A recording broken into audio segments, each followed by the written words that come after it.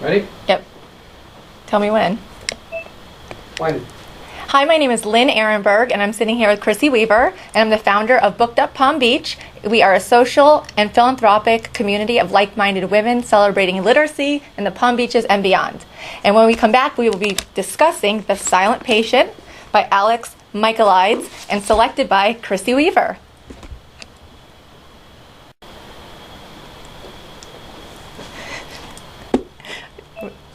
Well, I chose The Silent Patient this month for our book club.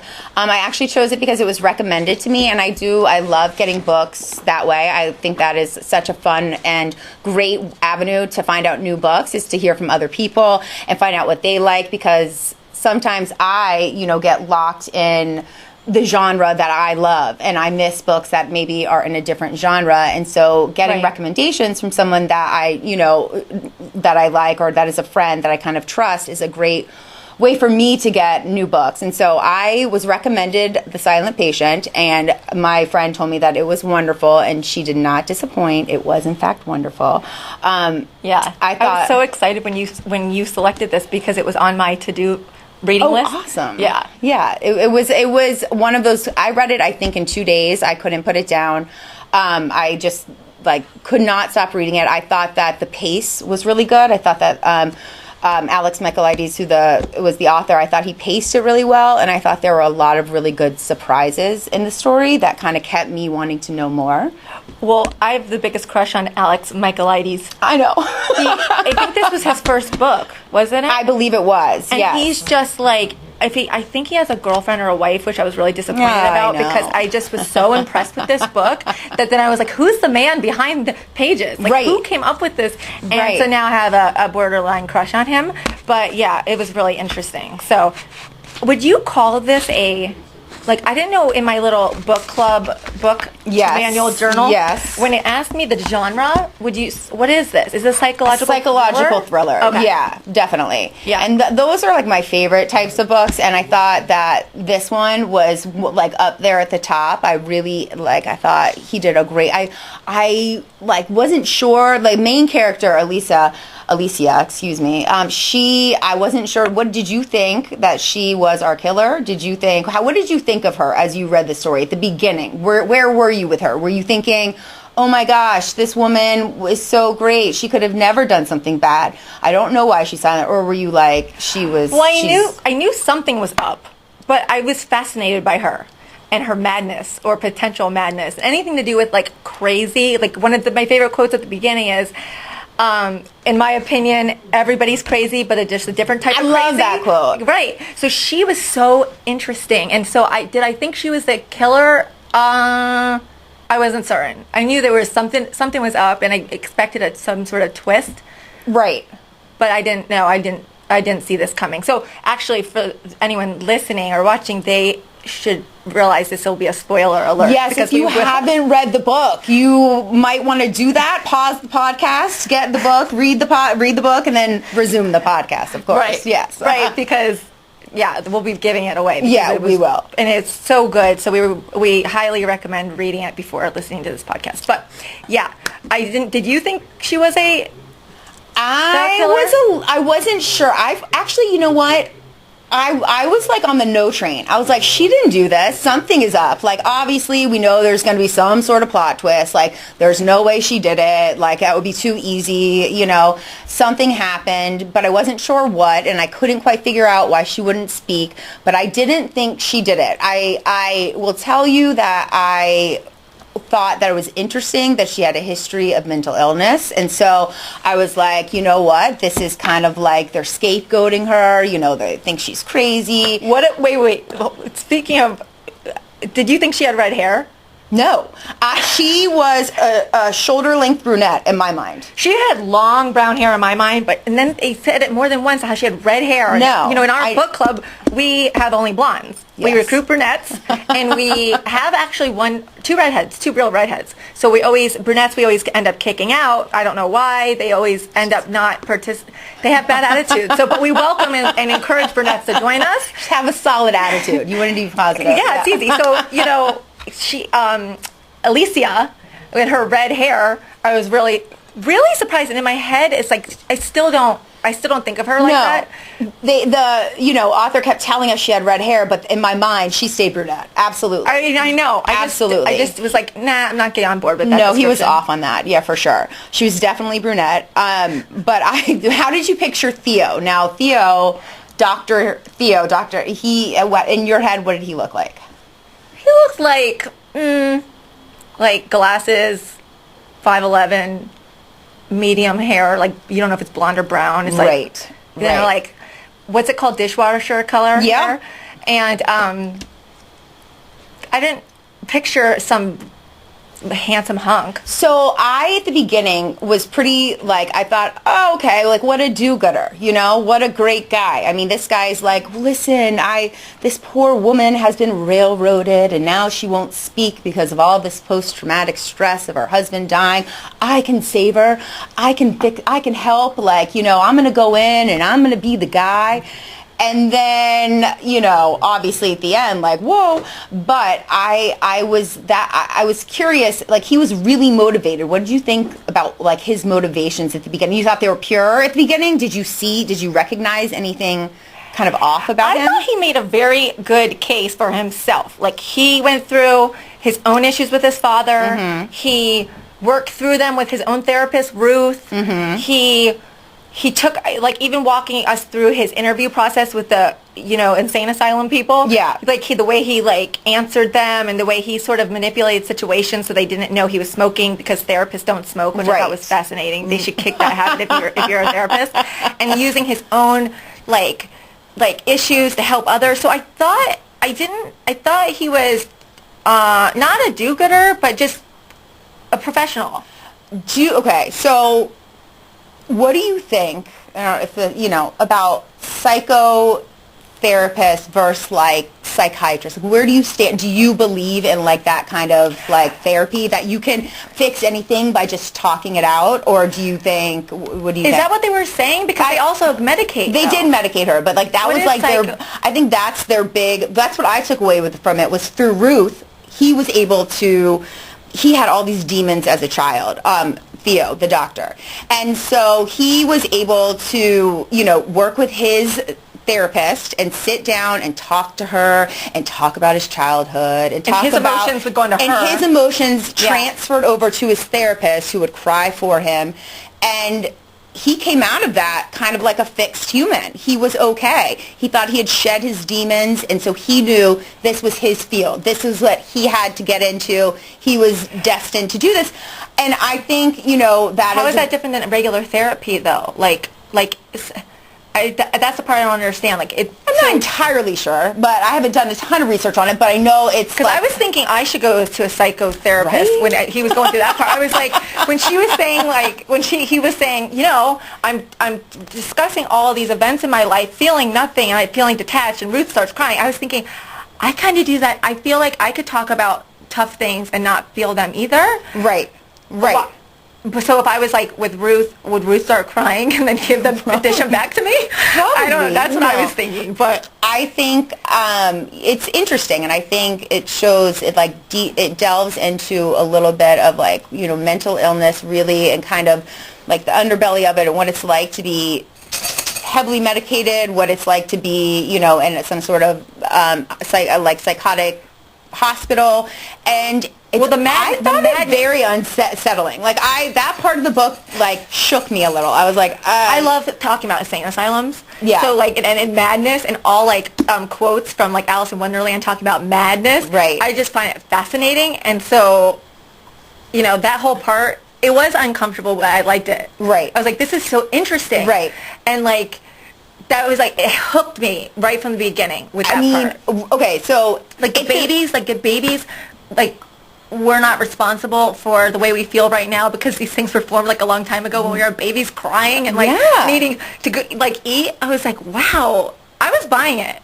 Listen, when this man, the doctor, Theo, begins his quest to save our kind of protagonist, heroine of the story, I guess. I don't know, the protagonist, I don't know if she's a heroine, but Alicia, he goes to this hospital she's at, and then when he first sits down in what they call community, where they all get together, this like big crazy lady comes storming in, like throwing pool cues, right? And like screaming about her pool table, and everyone's like rolling their eyes at her. And I'm reading this like, oh geez, like what are they gonna do? You know, it definitely threw me for like a wow, like that's got to be a tough way to live, you know? And I mean, especially being so unaware of moments like that. Like if you're her or the other people? All of them. Because either you're aware of it, you know where you are, and that's a tough spot to be in, or you're so heavily medicated that you don't even think twice about an incident like that, and that's not a life either. I'd rather be like that. Yeah, well, I agree.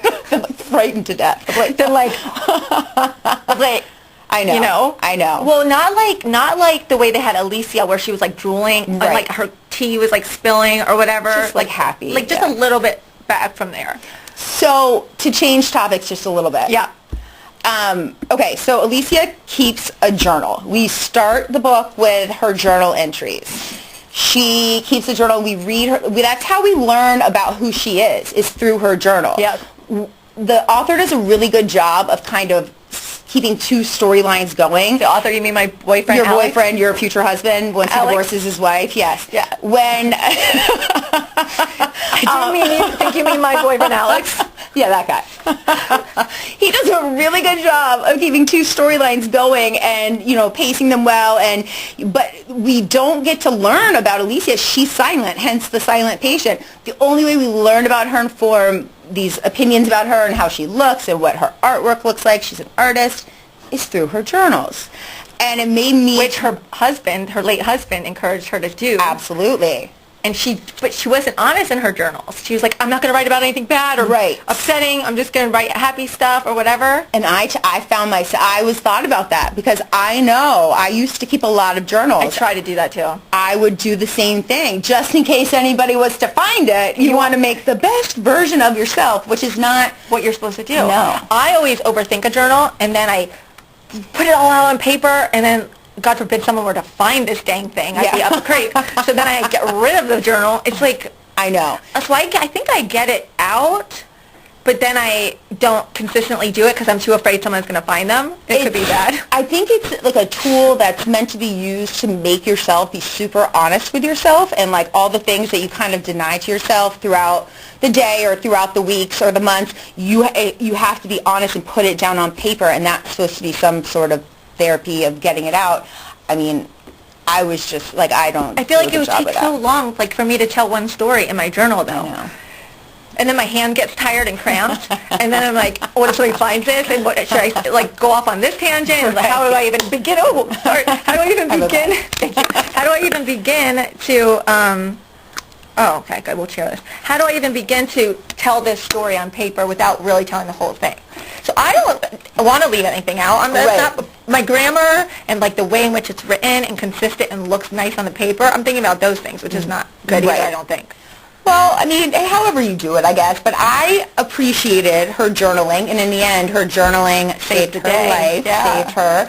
And it made me kind of think about, like, that as a form of therapy as well, which I think, you know, it's a useful way to kind of make yourself be honest, you know? Well, you know, Wendy in our book club, she is starting this journaling class, like, next week. You should do it. I think I'm going to do it. It's the artist journal book. Channel your inner creativity through journaling in the morning. So I was supposed to start last week, and then I was like, I'll just wait for Wendy's class. Right. So how much would I have to journal? Like 3 days of journaling, and you just have to like throw caution to the wind and just start writing. Even if it's like I don't know what to write, because something I was like got stuck last week. I was like, oh, I don't feel like I'm in a good place, and what am I going to write about? And I overthought it, and that's what I'm guessing you're not supposed to do. So I was like, I'm just going to stop and start with Wendy next week. So. Gotcha. You know. Well, interesting. And I might join you. We'll see. Okay. Okay, so Alicia, our, you know, protagonist, our heroine of the story. Theo, what do we call him? Is he our antagonist? I mean, at the beginning, we think of him as like a, you know, he's also a main character. He's kind of doing good. And it's coming from his perspective. It's coming from his perspective, so he could possibly be another protagonist. But how are they similar in your eyes? I found them to have so many similarities. I thought it was kind of bizarre, but... Really? Yeah, just their childhoods. both of them being really kind of abused, both of their spouses cheating on them. I look at him as the biggest wimp on the earth, and he's so like a little dweeb. You want to like trip, and she's like, in my mind, has long brown hair, and she's like this artist, and like she's got like chutzpah. Yeah, she could like shoot her husband, kill him. Then she just doubles down, doesn't talk because she wants to be like this Greek mythology story. Ooh, that's a good point. We need to talk about that too. Yeah. And then there's this guy. And she outsmarts him. She said he's in the insane asylum on drugs and still wins. This is very true. This is very, very true. She's like the star in my eyes. She is a superstar. And he was definitely like one of the most insecure men around. Like, I mean, really, really. I mean, your wife cheats on you, like, get over it, bro. Like, don't kill, like, everybody around you. But, I thought it was his trickery, his intentions, what he laid out was like, oh, impressive. So I'm not going to be mad at my wife. I'm going to be mad at the guy through his wife and do this whole thing. Like, it was very, like, I don't know, is it Machiavellian? But it just sort of, like, in the end, she sent it to him. Yes, she sure did. He was like, did not see that coming, you know? Yeah. Well, wait, so you think there's similar... I think that they have similar, like, upbringings. I think that they both had a lot of demons. I think that they both fought those demons. They both clearly had mental problems. They both suffered with that. They both had spouses they were desperately in love with who didn't quite love them back. And, you know, I think that they both, you know, were playing games throughout the book, you know. And so, you know, I found them to have more similarities than I would have assumed, you know, once I kind of thought back on it. I thought, you know, you think of her as the superstar and him as the evil doctor who's kind of a just insecure fool, but when comparing them, I started to see that they both had a lot of kind of similar, you know, features to them. So, yeah. But I also, okay, you brought up the Greek tragedy, right? So we need to talk about that. Yes, because it's a central part. That is a central part. Alex, my boyfriend, who was obsessed with this concept when he was like in school. I guess you learn about it wherever he grew up. I forget. Forgive me, Alex. Learned all about this Greek tragedy or the story, and he was always fascinated by it. So the way he took that and put this into the book, the whole cornerstone of everything, like that's what she did. So there is this Greek tragedy. It's called Alcestis. I don't want to say that wrong. I think that's how you say it, Alcestis.